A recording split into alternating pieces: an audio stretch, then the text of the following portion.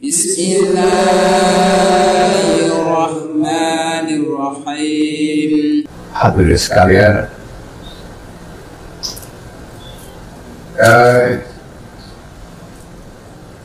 secara umat manusia ini mengalami jatuh bangun peradaban selama 2 tahun secara jatuh bangun peradaban yang dulu-dulunya sebagian besar kemudian bersifat parsial atau regional. Ada bangkit peradaban Sumeria, kemudian satu bangkit peradaban yang lain di tempat lain, dan ada Assyria, Mesir, kemudian bangkit Roma. Ini sebenarnya terjadi di kawasan-kawasan yang berbeda-beda. Ada yang bergiliran, ada yang bersamaan, dan sebagainya. Yang bangkit peradaban Islam mulai dari Arab menyebar ke berbagai kawasan yang lain, dan seterusnya. Nah, ketika mulai dunia ini dikonsolidasikan ke dalam satu proses globalisasi, mulai didorong oleh teknologi transportasi dan komunikasi, momentum perubahan peradaban itu terjadi dalam skala yang luas sekali, sehingga nyaris bersifat global atau universal. Maka setelah Perang Dunia Pertama misalnya, ada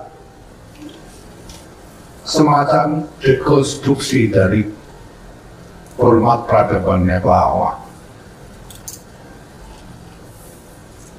Sekurang-kurangnya dengan runtuhnya Turki Utsmani itu, konstruksi dari sebagian besar, bagian besar dari peradaban Islam itu ikut runtuh, mengalami disolusi. Dan ini disusul dengan krisis yang lebih besar lagi, menyusul kemudian sampai pada Perang Dunia Kedua. Dan ini menjadi momentum dari satu inisiatif untuk membangun format peradaban baru sesudah Perang Dunia Kedua yang didesain sebagai satu inisiatif yang sungguh-sungguh global, meliputi seluruh dunia dan seluruh negara yang ada, seluruh bangsa-bangsa yang ada. Hingga dibentuklah Perserikatan Bangsa-Bangsa juga sebelumnya ditandatangani satu konsensus internasional yang kita kenal sebagai Piagam Perserikatan Bangsa-Bangsa atau UN Charter. Nah, Bapak Ibu sekalian yang saya hormati, pertama bahwa jatuh bangunnya peradaban, momentum perubahan peradaban itu biasanya ditandai dengan satu dinamika politik yang berujung pada konsolidasi politik. Maka kalau sejarah yang kita sebut sebagai bangkitnya peradaban Assyria, ini adalah konsolidasi politik dari satu uak yang kemudian menyebut dirinya sebagai uak Assyria untuk membangun peradaban di kawasan yang mereka pilih. Akhirnya peradaban Mesir demikian terwujud dalam konsolidasi politik. Bangkitnya peradaban Islam juga terwujud dalam konsolidasi politik, demikian seterusnya. Nah, setelah Perang Dunia Pertama, Ya, kita lihat fenomenanya adalah semacam dekonstruksi dari format politik raksasa yang berada sebelumnya, yaitu Turki Utsmani yang begitu luas cakupannya, tiba-tiba kalah perang dan runtuh sehingga hilang. Nah, ini hujan berlanjut terus. Kalau itu proses panjang dari upaya untuk membangun konstruksi politik global yang baru. Jualannya dengan berbagai macam perang, tapi juga jualannya dengan berbagai macam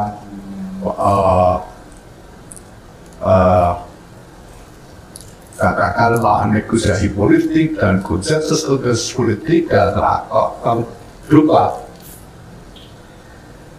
Nah, inisiatif-inisiatif besar dari diambil,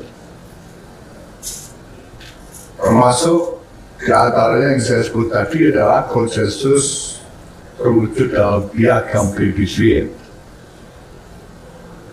Kemudian ada misalnya resolusi PBB tentang Universal Declaration of Human Rights, dan berbagai macam upaya lainnya. Ada konsensus tentang UNCLOS misalnya, United Nation konsensus on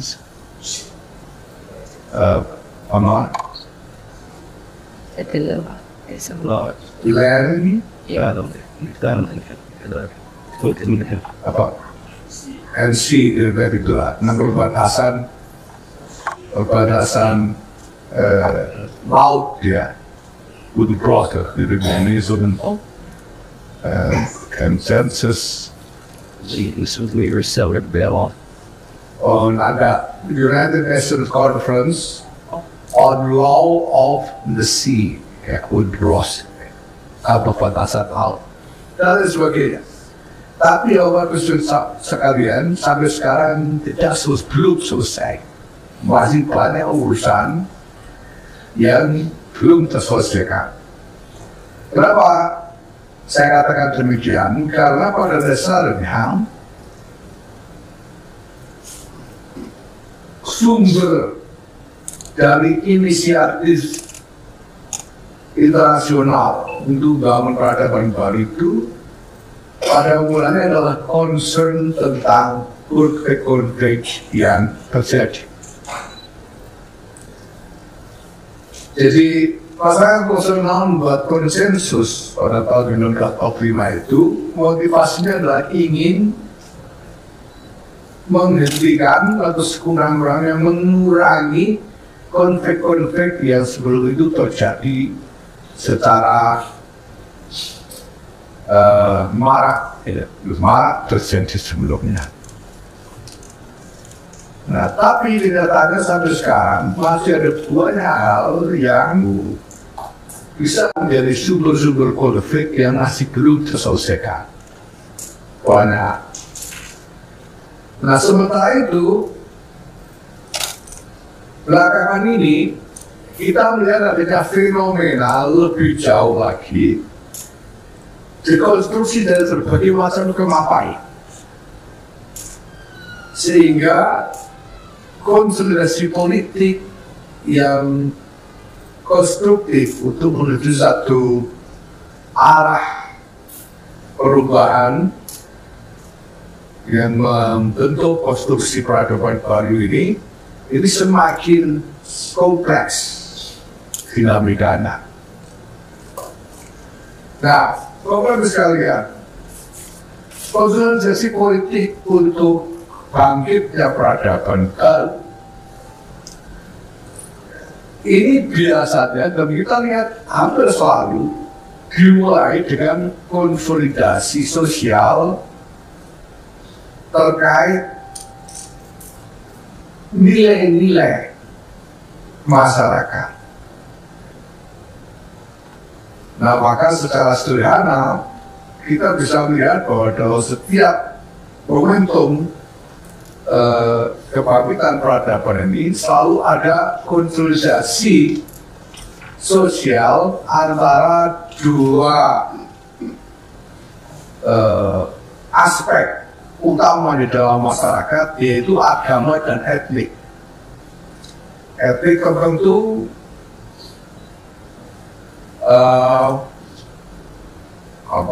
mengusung satu set of values, satu susunan nilai-nilai tertentu yang mewujud ke dalam agama. Saya kira bisa masuk dalam definisi agama sebagai landasan dari konsolidasi politik. Assyria itu bangkit dari satu puak, satu etnik tertentu, satu komunitas tertentu, dan mengusung gagasan mereka sendiri tentang agama. Mesir juga begitu, Romawi kuno begitu, Islam sama. Jadi bangsa Arab mengusung Islam sebagai agama. Ya. Kemudian melakukan konsolidasi politik di atas landasan itu. Demikian seterusnya. Nah, hal baru terjadi pasca Perang Dunia Pertama, bahwa agama pelan-pelan mulai surut perannya di dalam konsolidasi politik, sekurang-kurangnya di kalangan aktor-aktor global yang paling kuat. Amerika Eropa misalnya melakukan konsolidasi politik tidak lagi dengan mengutamakan gagasan-gagasan tentang agama. Banyak negara-negara mantan wilayah Turki Utsmani misalnya, lalu melakukan konsolidasi parsial, dan banyak di antaranya tidak lagi mengusung gagasan tentang agama. Seperti Indonesia ini, yang ini sebetulnya bukan bagian dari Turki Utsmani. Ini Indonesia punya latar belakang sejarah yang unik sekali, dan melakukan konsolidasi politik tidak atas dasar agama, tapi atas dasar kebangsaan dan nilai-nilai kemanusiaan universal. Ini memang sekali Indonesia ini ya. Nah, pendekatan itu yang terjadi sekarang, kita lihat ada proses rekonsolidasi politik secara global yang tidak selalu mengusung gagasan-gagasan tentang agama. Dengan kata lain, sebetulnya bisa dikatakan bahwa ada fenomena bahwa agama tidak lagi sesentral dulu posisinya. Jadi kalau dulu sebelum Perang Dunia Pertama itu agama sentral, semuanya kalau mau konsolidasi politik pakai agama. Britania Raya melakukan konsolidasi politik berdasarkan gagasan tentang agama Kristen Arminian. Spanyol atas dasar Kristen, atas dasar Katolisisme. Ada yang atas dasar Protestan. Agama kecil. Tapi sudah itu muncul gagasan-gagasan lain. Ada yang melakukan konsolidasi politik berdasarkan komunisme. Ada yang berdasarkan nasionalisme. Jadi agama tidak selalu lagi dalam posisi sentral. Nah, sekarang gini ya kita hadapi saat ini. Pertama bahwa kita tahu konsolidasi politik menuju peradaban baru bagi masyarakat global ini nantinya, ini pasti akan didahului dengan konsolidasi nilai-nilai. Ada konsolidasi nilai-nilai itu di tengah masyarakat untuk kemudian dikristalisasikan menjadi brand politik sebagai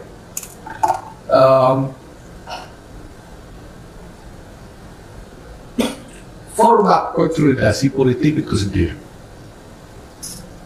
Itu pasti akan terjadi begitu. Karena itulah selama ini mekanisme konsolidasi peradaban yang terjadi ya udah. Dari kita melihat karakteristik fenomenal dari proses konsolidasi peradaban baru itu juga diwarnai oleh proses ini.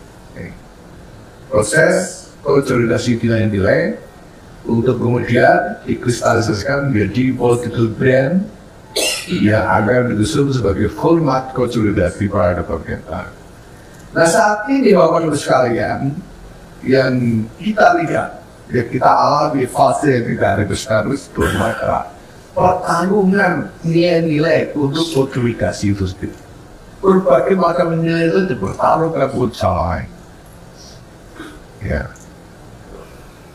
Dan pertarungan itu terwujud di dalam gerakan-gerakan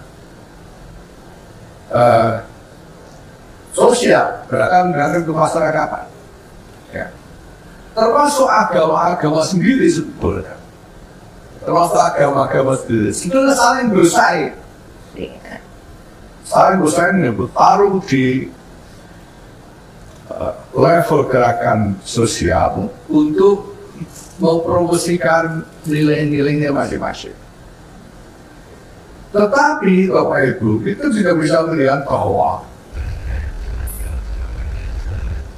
yang memiliki pengaruh terbesar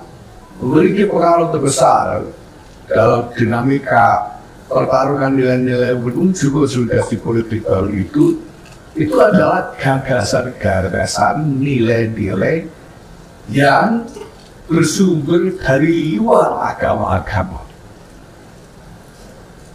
Sekarang ini misalnya kita melihat secara besar-besaran jauh sekali terhadap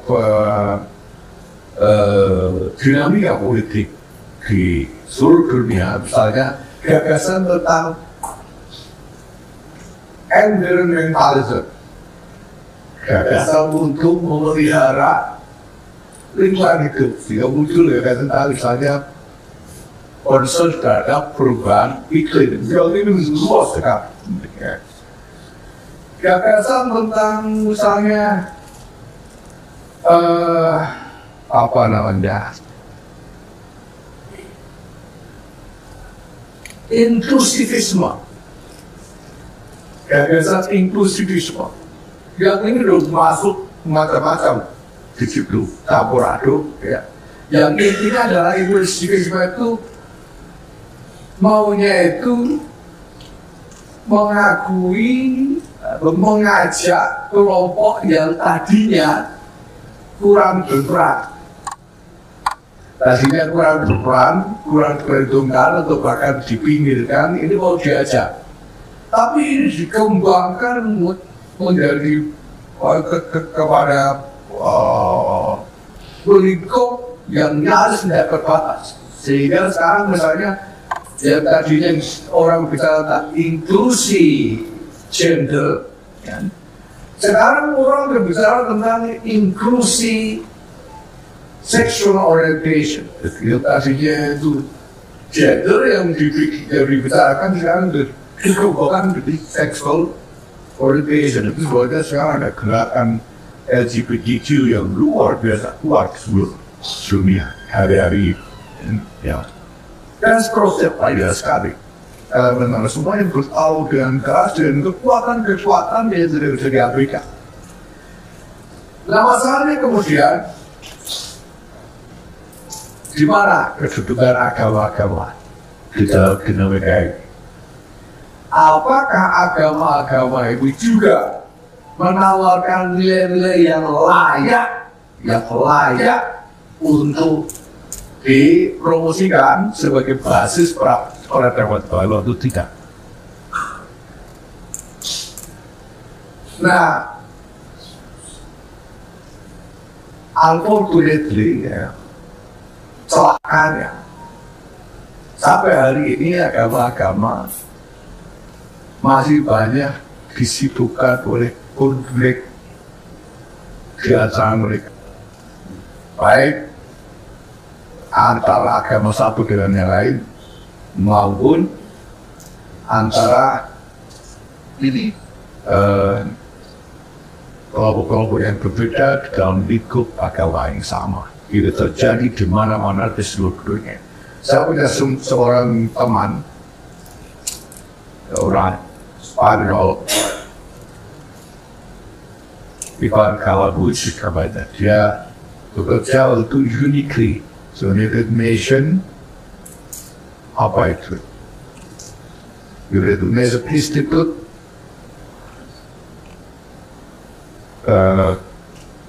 for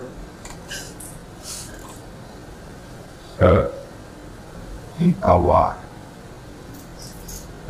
before international crimes, United Nation Institute for International Crimes.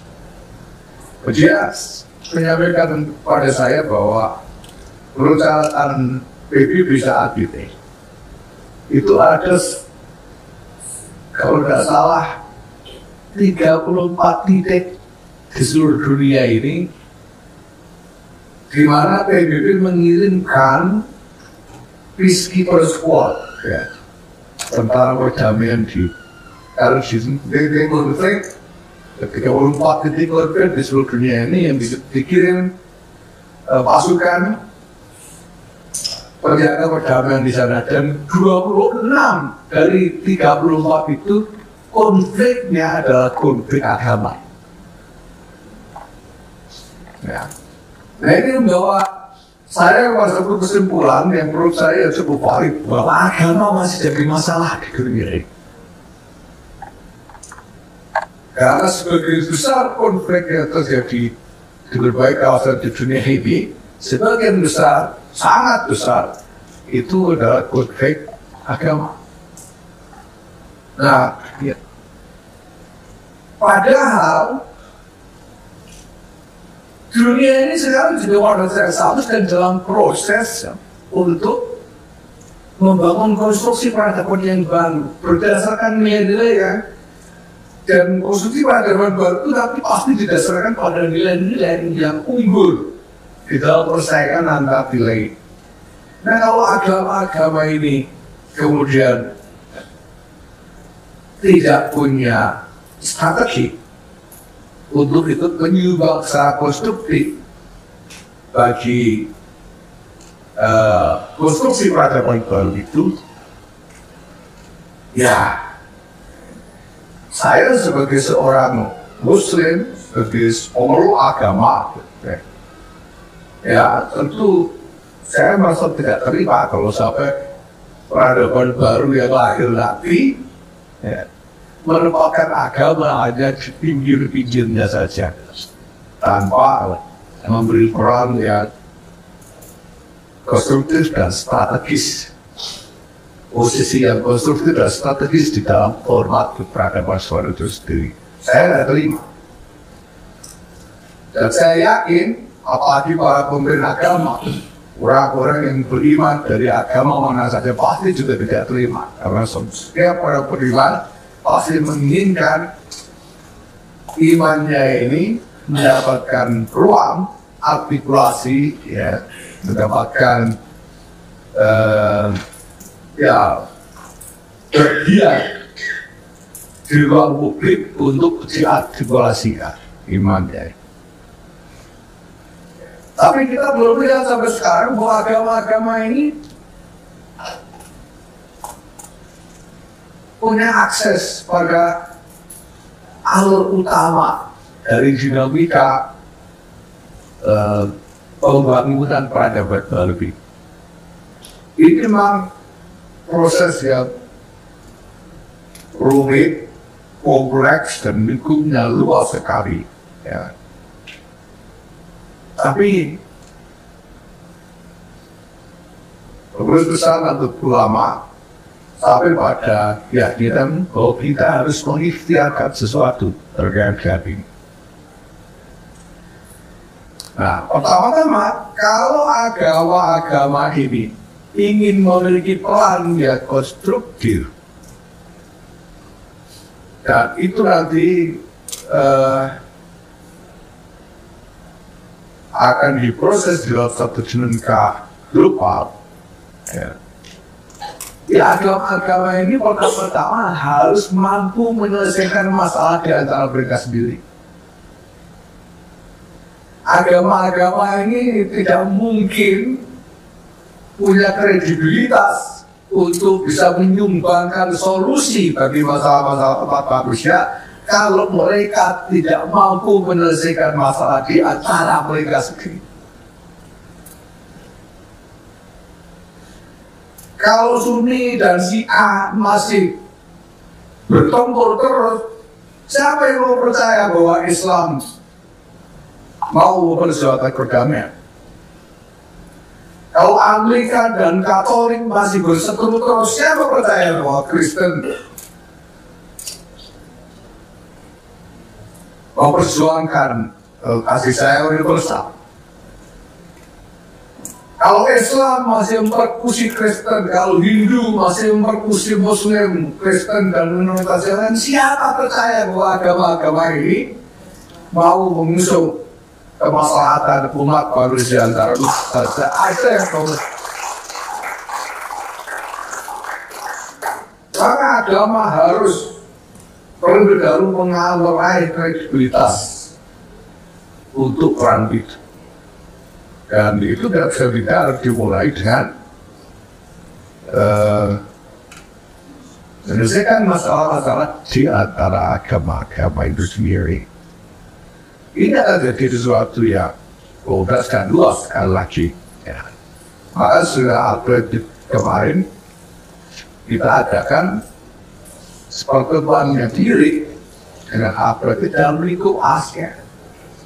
Gagasannya apa?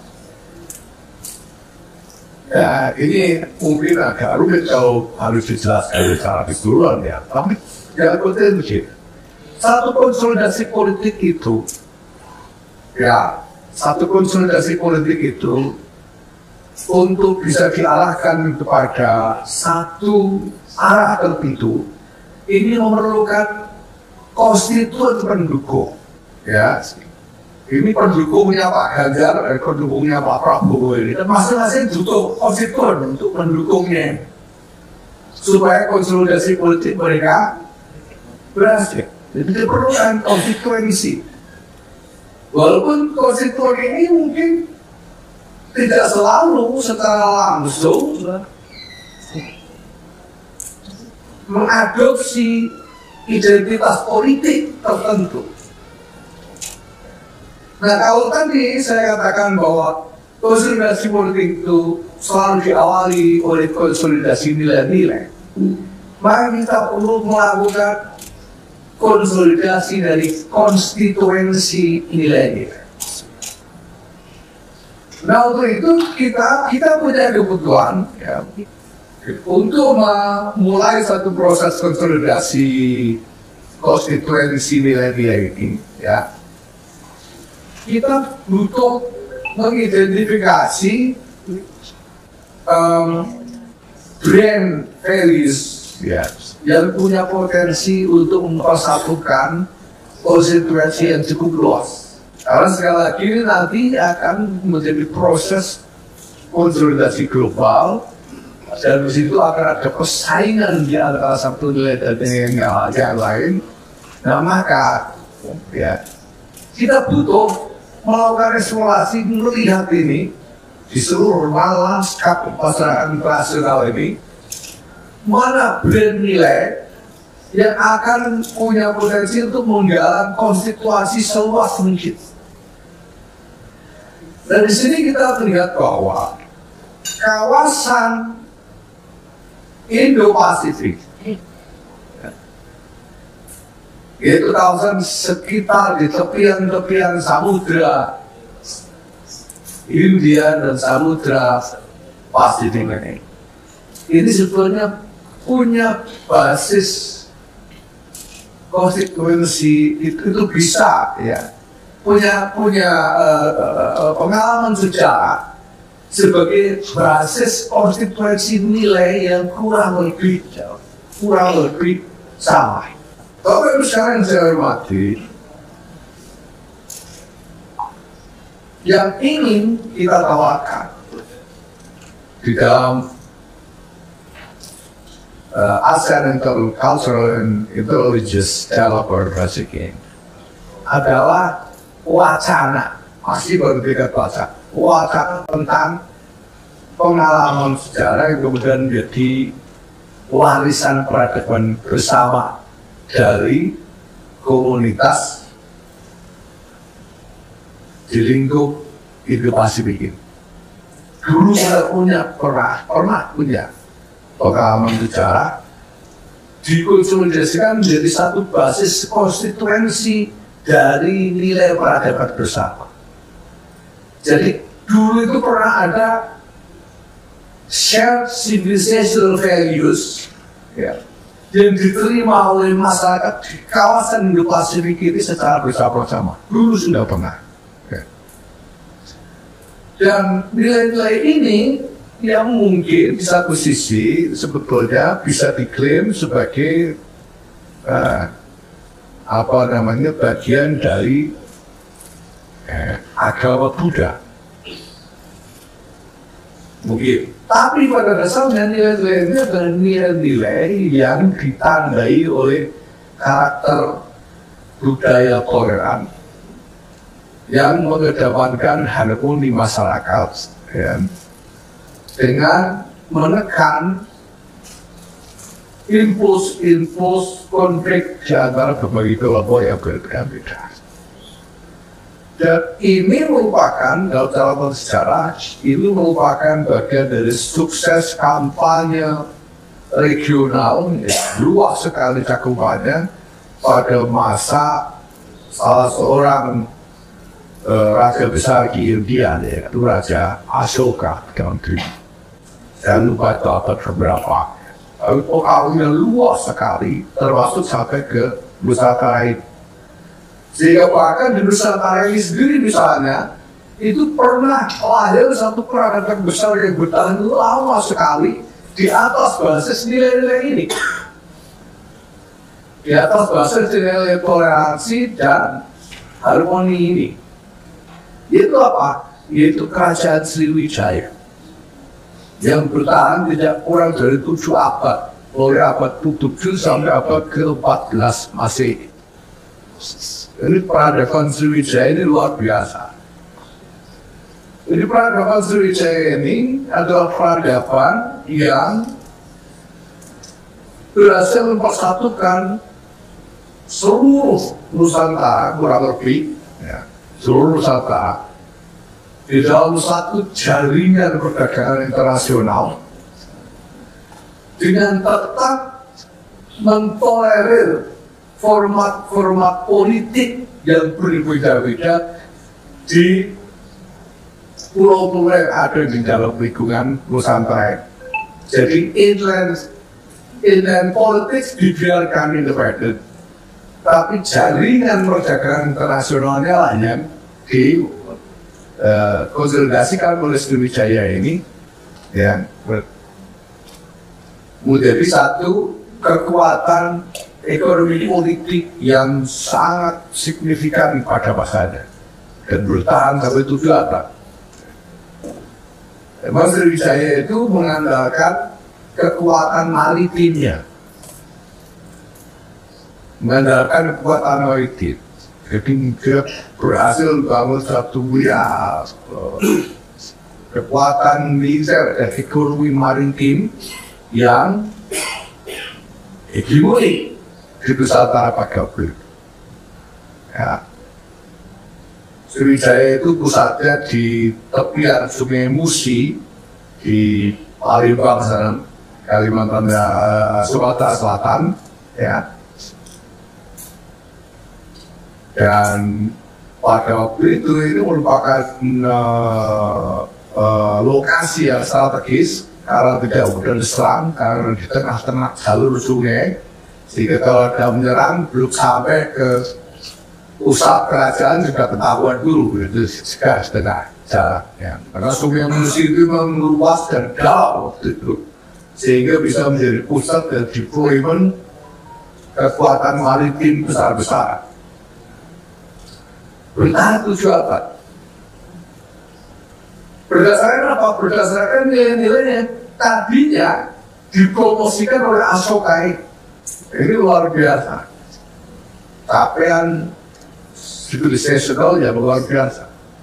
Bertahan 7 abad dan kemudian runtuh. Ya, runtuhnya karena apa? Karena melemahnya kekuatan maritim yang dimiliki oleh Sriwijaya itu sendiri. Kekuatan maritim yang melemah sehingga gagal untuk mempertahankan konsolidasi kawasan. Ya. Dan melemahnya kekuatan maritim itu disebabkan oleh apa? Karena sedimentasi Sungai Musi, ya, delta Sungai Musi tersedimentasi, sehingga kapal besar tidak bisa lagi keluar masuk karena sedimentasi di muara Sungai Musi itu. Nah, pada waktu itu belum ada teknologi untuk melakukan pengerukan sedimentasi itu sudah masuk begitu saja dan hilang kekuatan maritim dari Sriwijaya. Jadi Sriwijaya itu runtuh gara-gara sedimentasi.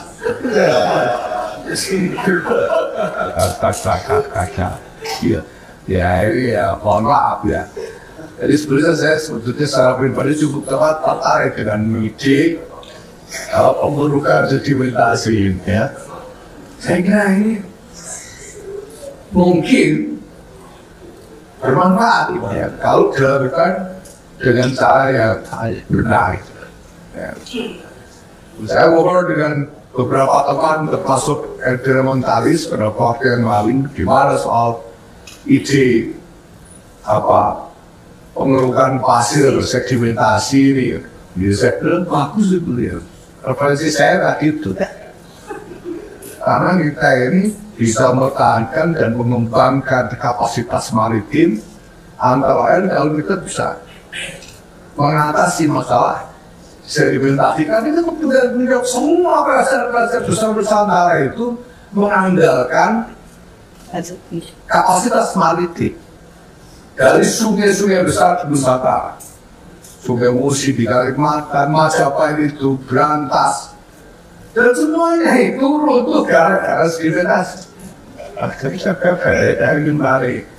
Jadi ada eksperimentalis yang protes itu kalau hidro itu nanti akan merusak biota laut. Lah ya itu kan kamu sampai maju ini saya bilang. Maju ini ya bisa biota ini. Terus sekarang ini zaman modern ada teknologi dan sebagainya. Itu awalnya ya. Saya kira untuk pada manfaat kalau dilakukan dengan benar. Saya sendiri belum tahu apa rencana pemerintah terkait dengan ini, tapi saya terus tertarik ini. Nah intinya Bapak Ibu, kita pernah punya warisan bergetar. Jadi karakter nilai-nilai peradaban yang diwariskan oleh Sriwijaya itu bertahan. Itulah sebabnya ketika Majapahit dan kemudian di dalam kebangkitan Majapahit itu diwarnai oleh konflik agama antara Hindu dan Buddha. Yang ada solusi yang ditawarkan itu kembali merujuk kepada basis nilai-nilai peradaban Sriwijaya. Ketika Empu Tantomaraya membuat deklarasi tentang Bhinneka Tunggal Ika. Jadi Bhinneka Tadhana Dharma dan Mangga. Sudah Anda persoalkan perbedaan. Kalau itu benar pasti sama saja. Kalau memang itu benar. Kalau masih tidak sama berarti dulu benar. Benar Tadhana dan Mangga. Kalau sudah benar pasti sama saja. Kalau masih beda berarti belum benar. Ini menarik sekali. Karena apa? Karena warisan nilai keperadaban ini adalah warisan toleransi dan harmoni. Dari nilai-nilai yang dikampanyekan oleh Ashoka yang bertahan 7 abad selama Sriwijaya. Dari satu sisi, Saya melihat ini ya, Bhinneka Tunggal Ika ini sebenarnya ini karena itu selalu jadi resmi deklarasi dari kerajaan Majapahit. Dan secara politik, deklarasi Bhinneka Tunggal Ika ini sebenarnya adalah deklarasi untuk menyatakan kerajaan Majapahit sebagai bukan kerajaan agama. Ini belum ada dari sebelumnya. Sebelumnya itu kerajaan manapun pasti mengusung satu identitas agama. Dan Majapahit dengan Bhinneka Tunggal Ika ini menolak untuk mengadopsi satu identitas agama tertentu karena semuanya dianggap kalau sudah benar berarti sama saja gitu. Makanya kita lihat dalam sejarah Majapahit itu biasa rasanya Hindu pakainya enggak atau sebaliknya pakainya Hindu saja sudah belakangan malah raja-raja ini anak-anak perempuannya dikawin sama pendakwa Islam ya sikat begitu saja gitu. Kalau dulu kan susah, tidak mungkin sebelumnya. Dan dibiarkan masuk Islam, dan dibiarkan Islam berkembang di mana tanpa dipedulikan, tanpa diangkat, tanpa diapa-apakan. Karena Bhinneka Tunggal Ika, Panana Dharma, Mangwa, model sekali. Nah, kalau itu sekarang sebetulnya potensi tentang nilai-nilai keperadaban yang diwariskan oleh kampanye Asoka itu tentunya cukup luas karena dia mempengaruhi sampai ke kawasan Cina kecil ada misalnya Vietnam, Laos, Kamboja itu sampai ke Semenanjung, Malaysia, Nusantara. Hal ini bisa dikonsolidasikan sebagai konstituen nilai-nilai, konstituen dari shared civilizational values ke depan. Saya kira ini bisa menjadi basis yang signifikan untuk mengambil peran yang penting di dalam pergulatan menuju lahirnya konstruksi peradaban dunia yang baru, yang lebih damai, yang lebih harmonis, tapi yang sungguh-sungguh adil, berdasarkan penghormatan terhadap kesetaraan martabat dan hak di antara sesama umat manusia. Insya Allah mudah-mudahan menjadi ikhtiar yang terakhir kita semua. Nah, kami berharap bahwa semua kalangan di Indonesia ini, terutama umat beragama, bisa berperan aktif. Kita sudah punya bahasa yang sekarang ini masih belum mau harmonis, belum mau toleran, belum mau rukun. Itu kan mereka yang masih tidak mau mengakui sebetulnya warisan bahan yang luar biasa berharga yang sekarang sudah diambil itu. Bahwa sesungguhnya kemerdekaan ialah hak segala bangsa. Kan oleh sebab itu penjajahan harus dihapuskan, penjajahan di atas dunia harus dihapuskan karena tidak sesuai dengan peri kemanusiaan dan peri bahwa kita bercita-cita untuk ikut serta melaksanakan ketertiban dunia berdasarkan atas kemerdekaan, perdamaian abadi dan keadilan sosial. Bahwa kita memegang teguh prinsip-prinsip ketuhanan yang Maha Esa dan kemanusiaan yang adil dan beradab. Ini warisan luar biasa yang pasti bisa kita tawarkan. Dan itu semua Bapak Ibu. Ya, kalau lupa silakan tanya lagi pada orang-orang tua. Semua gagasan-gagasan itu diinspirasi oleh nilai-nilai agama. Para bapak pendiri bangsa kita ini adalah tokoh-tokoh agama, tokoh-tokoh yang ketika mereka berunding masing-masing ingin mengembangkan yang paling mulia dari nilai-nilai agama masing-masing. Ini sudah jadi warisan kita. Mari kita usul kembali dan kita tawarkan kembali kepada dunia. Semoga ini bisa menjadi kontribusi yang bermanfaat untuk kemaslahatan seluruh umat manusia. Insyaallah, amin.